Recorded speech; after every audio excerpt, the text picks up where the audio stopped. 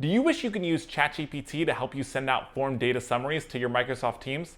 Let me show you how to do it automatically, using Zapier. To do this task, I'll want to create a Zap. In Zapier, a Zap is a simple way to connect different apps and make them work together automatically. With Zapier's no-code app builder, I can create my Zap from scratch, or with Zapier's new AI Copilot, I can just describe what I want.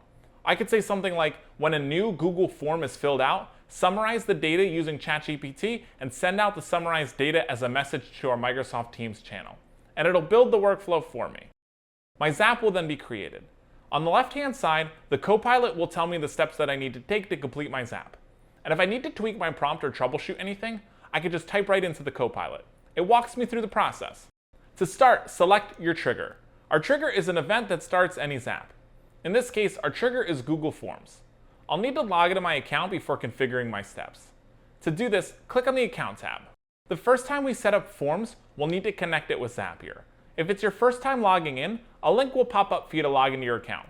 And don't worry, Zapier will only perform the actions you tell it to in a given Zap. We'll then need to fill out our trigger app's data. Select the form you'd like to use for your Zap and then click Continue. In order to finish setting up the trigger, we'll need to pull in some example data. To do that, click Test Trigger. Testing our steps ensures that the data we entered is working. You're all set with the first step. Click Continue with selected record and we can start creating our first action. I'll need to connect my OpenAI account by logging in. If it's your first time logging in, you'll need to create an API token key.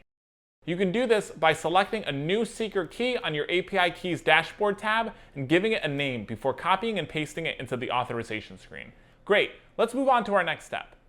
We'll next need to set up our ChatGPT prompt. Copilot will have pre-configured the step for you. However, if the data's not there, you can enter your form response using the drop-down menu and text, and ask ChatGPT to summarize it. Once that's complete, I'll test the step. Great, let's move on to our last step. Log into your Microsoft account just like you did with your Google account, and then click Continue. From there, it's time to assign our Trigger Apps data into the Action Apps fields. Copilot will automatically fill out our configuration steps with our form data. And if my data isn't there, I can select from the drop-down menu or add my own text to customize my Zap even further, making sure to add ChatGPT's response on the body's drop-down menu. Once that's complete, I'll test the step. Let's check our Teams account to make sure this worked. Yep, there it is. This is ready to turn on. Now, whenever a new form is filled out in our Google Forms, the data will be summarized and a message will be sent out to our selected Microsoft Teams channel. So whether you're managing a sales pipeline, automating a marketing campaign, or building your own custom business app, Zapier makes it easy to build applications without coding. And if you like this workflow, click on the link below and Copilot will build this app for you automatically. You can sign up and start for free.